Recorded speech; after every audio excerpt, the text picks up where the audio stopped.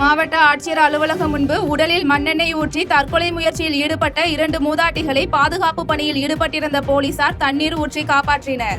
திருநெல்வேலி மாவட்டம் கூனியூரை சேர்ந்தவர்கள் கருமேனி அம்மாள் மற்றும் ஆறுமுகத்தம்மாள். இவர்களது கணவன் நடராஜன் உயிரிழந்த பின் மூதாட்டிகள் 2 பேரும் தனது குழந்தைகளுடன் அரசு புறம்போக்கு நிலத்தில் வீடு கட்டி 20 ஆண்டுகளுக்கு மேலாக வசித்து வந்தனர். இதனிடையே அதே பகுதியில் வசித்து வந்த பலருக்கு அரசின் சார்பில் இலவச பட்டா வழங்கப்பட்ட நிலையில் ஆறுமுகத்தம்மாளுக்கும் கருமேனி அம்மாளுக்கும் இலவச பட்டா வழங்கப்படாமல் இருந்துள்ளது. இதுகுறித்து சேரன் மகாதேவி வட்டாட்சியர் உள்ளிட்ட அரசு அதிகாரிகளிடம் பலமுறை மனு அளித்தும் பட்டா வழங்காத நிலையில் தற்போது அரசின் சார்பில் வீட்டை காலி செய்ய வேண்டும் என்று நோட்டீஸ் வழங்கப்பட்டுள்ளதாக கூறப்படுகிறது. இதனையடுத்து மூதாட்டிகள் இருவரும் தங்கள் குழந்தைகளுடன் மாவட்ட ஆட்சியர் அலுவலகத்தில் உடலில் மண்ணெண்ணெய் ஊற்றி தற்கொலை முயற்சியில் ஈடுபட்டுள்ளனர். இதனை கண்ட பாதுகாப்பு பணியில் ஈடுபட்டிருந்த போலீசார் விரைந்து செயல்பட்டு மூதாட்டிகள் உடலில் தண்ணீரை ஊற்றி காப்பாற்றினர். தொடர்ந்து மூதாட்டிகளிடம் மேற்கொண்ட விசாரணையில் தனிநபருக்கு ஆதரவாக அரசு அதிகாரிகள் செயல்பட்டு வருவதாக குற்றம் சாட்டிய மூதாட்டிகள் இதில் மாவட்ட ஆட்சியர் தலையிட்டு நடவடிக்கை எடுக்க வேண்டும் என கோரிக்கை வைத்துள்ளனர். பள்ளிப்பாளையம் பகுதியில் சிறுநீரக விற்பனை குறித்து நடவடிக்கை எடுக்கப்பட்ட நிலையில் தற்போது கடன் தொல்லையால் கல்லீரல் விற்பனை செய்யப்பட்டுள்ள சம்பவம் பரபரப்பை ஏற்படுத்தியுள்ளது. நாமக்கல் மாவட்டம் பள்ளிப்பாளையம் அலமேடு பகுதியில் கணவனை பிரிந்து குழந்தைகளுடன் வசித்து வருபவர் பேபி. இவர் ஜீவாசேட் பகுதியில் உள்ள ஒரு மது ஆலையில் வேலை செய்து வரும் நிலையில் பொருளாதார சூழ்நிலை காரணமாக பள்ளிப்பாளையம் பகுதியில் அதிக வட்டிக்கு கடன் பெற்றுள்ளார். இதனிடையே முறையான வேலை இல்லாத காரணத்தால் கடனை திரும்ப செலுத்த முடியாத சூழலில் கடந்த 1.5 ஆண்டுகளுக்கு முன்பு தனது சிறுநீரகத்தை விற்பனை செய்ய முயற்சி செய்துள்ளார். இதில் முழு உடல் பரிசோதனை செய்யப்பட்டு சிறுநீரகம் எடுக்க முடியாத சூழ்நிலை ஏற்பட்டது. இதனிடையே பேபியை அழைத்து சென்று பரிசோதனை செய்த தரகர்கள் அதே மருத்துவமனையில் இருந்த ஒரு நோயாளிக்கு கல்லீரல் கொடுக்குமாறு பேபியை மிரட்டி சம்மதிக்க வைத்து கல்லீரல் விற்பனையில் ஈடுபட்டுள்ளனர். இதற்காக பேபிக்கு 4.30 லட்சம் ரூபாய் வழங்கப்பட்ட நிலையில் வேலைக்கு செல்ல முடியாத நிலை ஏற்பட்டுள்ளது. எனவே பேபியின் 18 வயது மகன் வேலைக்கு செல்லும் நிலையில் 13 வயதே ஆன மகள் படிக்க முடியாமல் வீட்டில் இருந்து தாயை பார்த்து கொள்ளும் அவல நிலை ஏற்பட்டுள்ளது. மேலும் நாமக்கலில் விசைத்தறி தொழிலாளர்களை குறிவைத்து நடைபெற்ற சிறுநீரக விற்பனை தமிழகம் முழுவதும் பெரும் அதிர்வலையை ஏற்படுத்திய நிலையில் தற்போது கல்லீரல் விற்பனை செய்யப்பட்டது பரபரப்பை ஏற்படுத்தியுள்ளது. நீர்வளத்துறையின் பராமரிப்பில் உள்ள ஒக்கியமடுவில் நடைபெறும் மறுசீரமைப்பு பணிகள் குறித்து துணை முதலமைச்சர் உதயநிதி ஸ்டாலின் ஆய்வு மேற்கொண்டார். சென்னை சோழிங்கநல்லூரில் அமைந்துள்ள ஒக்கிய மடுவானது நீர்வளத்துறையின் பராமரிப்பில் உள்ளது. இந்த மடுவில் மேற்புறம் உள்ள 62 ஏரிகளின் உபரி நீர் வந்தடைகிறது என்பது குறிப்பிடத்தக்கது. மேலும் வெள்ள நீர் கடத்தும் திறன் 12,000 கன அடி கொண்ட இந்த மடுவானது 2.65 கிலோமீட்டர் நீளத்திலும் 120 மீட்டரில் இருந்து 200 மீட்டர் வரை மாறுபட்ட அளவில் அகலமும் கொண்டுள்ளது. இந்நிலையில் கடந்த ஆண்டு துணை முதலமைச்சர் உதயநிதி ஸ்டாலின் பள்ளிக்கரணையில் உள்ள ஒக்கிய மடுவில் வெள்ள பாதிப்பிற்குள்ளாகும் பகுதிகளை பார்வையிட்டு நடவடிக்கை மேற்கொள்ளுமாறு நீர்வளத்துறையிடம் அறிவுறுத்தினார். மேலும் ஒக்கிய மடுவின் நீரியல் தன்மை மற்றும் வடிவமைப்பு தொடர்பாக ஆய்வு மேற்கொள்ளப்பட்டு மடுவை புதுப்பிக்கும் பணிக்காக திட்ட மதிப்பீடு 27 கோடி ரூபாய் ஒப்புதல் பெறப்பட்டது. மேலும் பருவமழை ஆரம்பிக்கும் முன்பு அனைத்து பணிகளையும் நிறைவு செய்ய திட்டமிடப்பட்ட நிலையில் இப்பணிகளை தமிழக துணை முதலமைச்சர் உதயநிதி ஸ்டாலின் ஆய்வு செய்தார். ஆய்வுக்கு பின்னர் அதிகாரிகளிடம் பணிகளை விரைந்து முடிக்க உத்தரவிட்டார். இந்த ஆய்வில் துணை முதலமைச்சர் உதயநிதி ஸ்டாலினுடன் அமைச்சர் மா சுப்பிரமணியன், சட்டமன்ற உறுப்பினர் அரவிந்த் ரமேஷ் மற்றும் துறை அதிகாரிகள் கலந்து கொண்டனர். தகாத உறவுக்கு தடங்களாக இருந்த கணவரை ஆண் நண்பர் உடன் இணைந்து கொலை செய்ய முயற்சி செய்த மனைவியை கைது செய்த போலீசார் தலைமறைவாக உள்ள ஆண் நண்பரை தேடி வருகின்றனர். காஞ்சிபுரம் மாவட்டம் ஸ்ரீபெரும்புதூர் அருகே மேவலூர் குப்பம் பகுதியைச் சேர்ந்த தம்பதியினர் ஹரிகிருஷ்ணன், பவானி இருவரும் சேர்ந்து பேரம்பாக்கம் தண்டலம் சாலையில் நடத்தி வரும் பிரியாணி கடையில் திருவாரூரைச் சேர்ந்த மதன்ராஜ் என்பவர் பிரியாணி மாஸ்டராக வேலை செய்து வந்துள்ளார். இதனிடையே மதன்ராஜுக்கும் பவானிக்கும் இடையே ஏற்பட்ட பழக்கம் நாளடைவில் தகாத உறவாக மாறியது. இதனை அறிந்த ஹரிகிருஷ்ணன் மதன்ராஜை வேலையிலிருந்து நீக்கியுள்ளார். இதனால் ஹரிகிருஷ்ணனுக்கும் பவானிக்கும் இடையே கருத்து வேறுபாடு ஏற்பட்டது. இந்நிலையில் தகாத உறவுக்கு இடையூறாக இருந்த ஹரிகிருஷ்ணனை கொலை செய்ய பவானியும் மதன்ராஜும் திட்டம் தீட்டியுள்ளனர். இதன்படி மதன்ராஜ் தனது நண்பர்களுடன் சேர்ந்து சில தினங்களுக்கு முன்பு ஹரிகிருஷ்ணன் இருசக்கர வாகனத்தில் சென்று கொண்டிருந்த போது கார் ஏற்றி கொலை செய்ய முயற்சி செய்துள்ளார். ஹரிகிருஷ்ணன் இதில் உயிர் தப்பிய நிலையில் இதுகுறித்து ஸ்ரீபெரும்புதூர் காவல் நிலையத்தில் புகார் அளித்தார். புகாரின் பேரில் வழக்கு பதிவு செய்த போலீசார் பவானியை கைது செய்து தலைமறைவாக உள்ள மதன்ராஜ் மற்றும் அவரது நண்பர்களை தேடி வருகின்றனர்.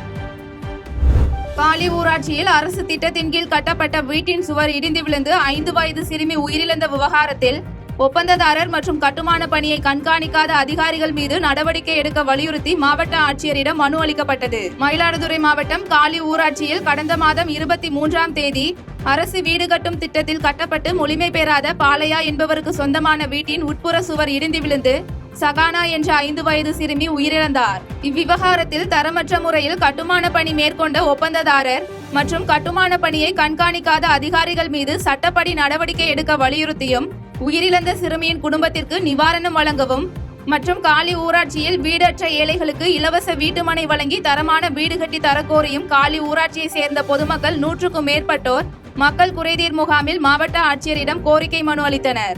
பின்னர் இதுகுறித்து செய்தியாளர்களிடம் பேசிய காலி ஊராட்சி மக்கள் தங்கள் கோரிக்கைகளை வலியுறுத்தி நடத்தப்பட்ட சாலை மறியல் போராட்டத்தில் அதிகாரிகள் யாரும் பேச்சுவார்த்தைக்கு வரவில்லை என்றும் கோரிக்கைகளை நிறைவேற்ற எவ்வித நடவடிக்கையும் எடுக்கப்படவில்லை என்றும் தெரிவித்தனர்.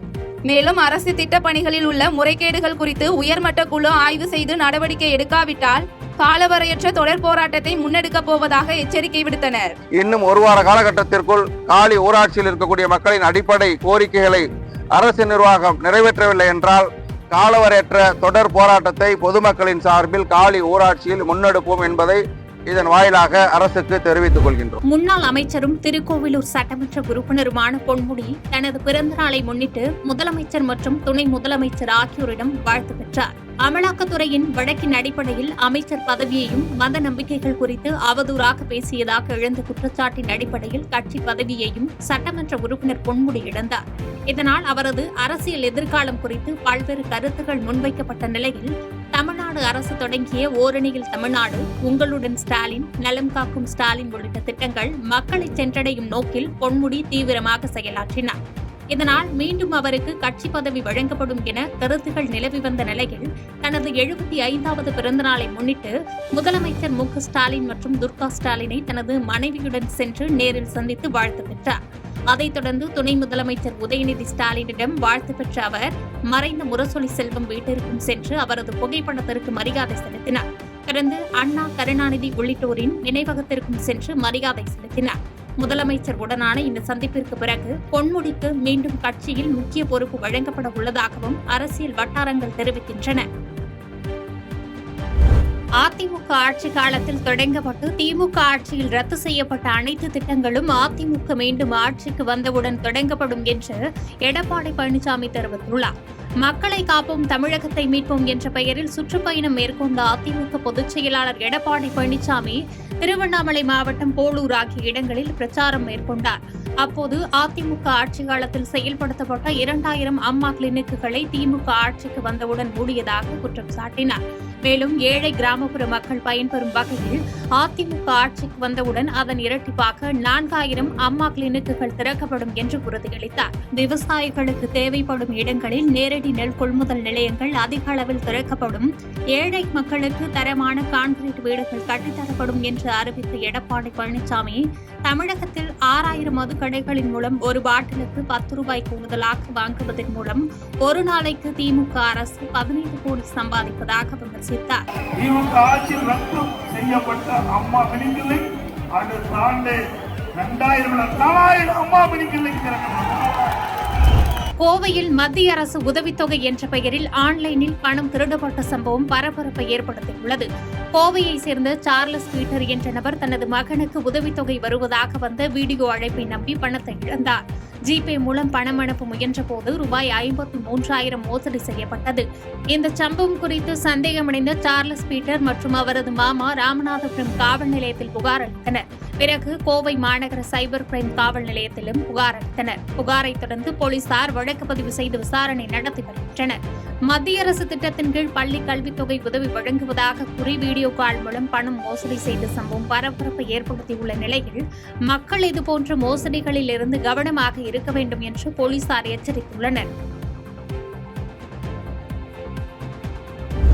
மதுரை மாநகராட்சி வளாகத்தில் பணி நிரந்தரம் உள்ளிட்ட கோரிக்கைகளை நிறைவேற்ற கோரி போராட்டத்தில் ஈடுபட்ட தூய்மை பணியாளர்கள் 3ஆம் கட்ட பேச்சுவார்த்தை தோல்வியடைந்த நிலையில் கைது செய்யப்பட்டனர். மதுரை மாநகராட்சி அலுவலகத்தில் தூய்மை பணியாளர்கள் போராட்டத்தில் ஈடுபட்டனர். இந்த நிலையில் காத்திருப்பு போராட்டத்தில் ஈடுபட்ட தூய்மை பணியாளர்களை போலீசார் குண்டுக்கட்டாக தூக்கி கைது செய்தனர். குறிப்பாக பெண்கள் உட்பட 200க்கும் மேற்பட்டோரை போலீசார் அதிரடியாக கைது செய்து அருகில் இருக்கும் திருமண மண்டபங்களுக்கும் காவல் நிலையத்திற்கும் அழைத்து சென்றனர். இதனால் மதுரை மாநகராட்சி அலுவலகம் பகுதியில் பரபரப்பு ஏற்பட்டது. தூத்துக்குடி பழமை வாய்ந்த சிந்தாத்திரை மாதா ஆலயத்திற்கு அரசு பட்டா வழங்க வேண்டும் என்று கோரிக்கை விடுக்கப்பட்டுள்ளது. தூத்துக்குடி தெற்கு மாவட்ட அதிமுக செயலரும் முன்னாள் அமைச்சருமான SP சண்முகநாதன் மக்கள் குறைதீர் முகாமில் மாவட்ட ஆட்சியர் இளம் பகவத்திடம் மனு அளித்தார்.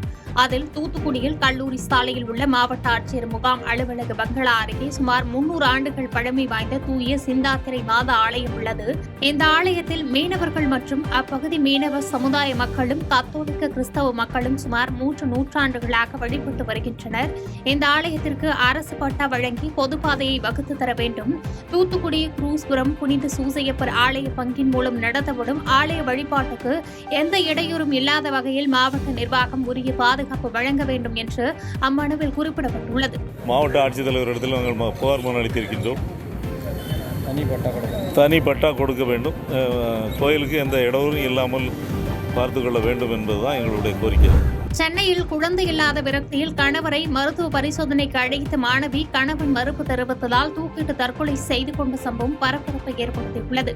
சென்னை ஆலந்தூரில் கோடீஸ்வரி வினோத் என்ற தம்பதி வசித்து வந்தனர். இந்நிலையில் தம்பதிக்கு கடந்த 2 ஆண்டுகளாக குழந்தை இல்லாததால் மன உளைச்சலுக்குள்ளான கோடீஸ்வரி மருத்துவமனைக்கு சென்று பரிசோதித்துள்ளார். அப்போது அவருக்கு எவ்வித குறைபாடும் இல்லை என்று மருத்துவர்கள் தெரிவித்தனர். இதனால் கணவர் வினோத்தை மருத்துவ சிகிச்சைக்கு மனைவி கோடீஸ்வரி அழைத்துள்ளார். இதற்கு வினோத் மறுப்பு தெரிவிக்கவே இருவருக்கும் இடையே வாக்குவாதம் ஏற்பட்டு பேசாமல் இருந்து வந்துள்ளனர். இதனால் மன விரக்தியில் இருந்து வந்த மனைவி கோடீஸ்வரி வீட்டில் உள்ள கழிவறையில் துப்பட்டாவால் தூக்கிட்டு தற்கொலை செய்து கொண்டார்.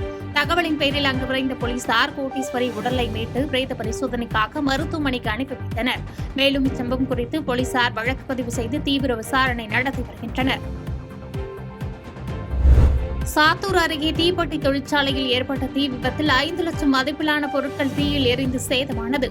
விருதுநகர் மாவட்டம் சாத்தூர் அருகே சிந்தப்பள்ளியில் தீப்பெட்டி தொழிற்சாலையில் தீ விபத்து ஏற்பட்டுள்ளது. அருண்குமார் என்பவருக்கு சொந்தமான தீப்பெட்டி ஆலையில் பிடித்த தீயை அணைக்க தீயணைப்பு வீரர்கள் தீவிரமாக ஈடுபட்டு 1 மணி நேர போராட்டத்திற்கு பிறகு தீயை கட்டுக்குள் கொண்டு வந்தனர். இருப்பினும் 5 லட்சம் ரூபாய் மதிப்பிலான பொருட்கள் தீயில் முற்றிலும் எரிந்து சேதமடைந்தது. அதிகாலை நேரம் என்பதால் பணியாளர்கள் அதிக அளவில் இல்லை என்பதாலும் உயிர் சேதம் தவிர்க்கப்பட்டது.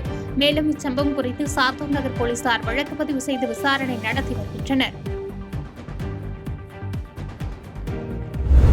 துபாயில் இருந்து விமானம் மூலம் சென்னைக்கு கடத்தி வரப்பட்ட ரூபாய் 2 கோடி மதிப்பிலான தங்கக்கட்டுகளை சுங்கத்துறை ஊழியர்கள் பறிமுதல் செய்தனர்.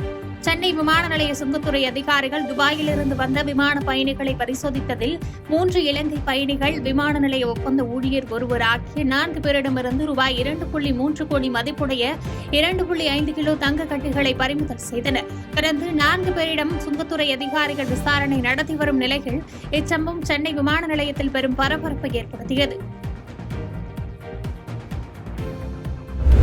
அண்ணாமலையார் கோவிலில் இசையமைப்பாளர் இளையராஜா சுவாமி தரிசனம் மேற்கொண்டார். பஞ்சபூத ஸ்தலங்களில் அக்னி ஸ்தலமாகவும் நினைத்தாலே முக்தி அளிக்கும் திருத்தலமாக விளங்கும் திருவண்ணாமலை அண்ணாமலையார் கோவிலில் இசையமைப்பாளர் இளையராஜா சுவாமி தரிசனம் மேற்கொண்டார்.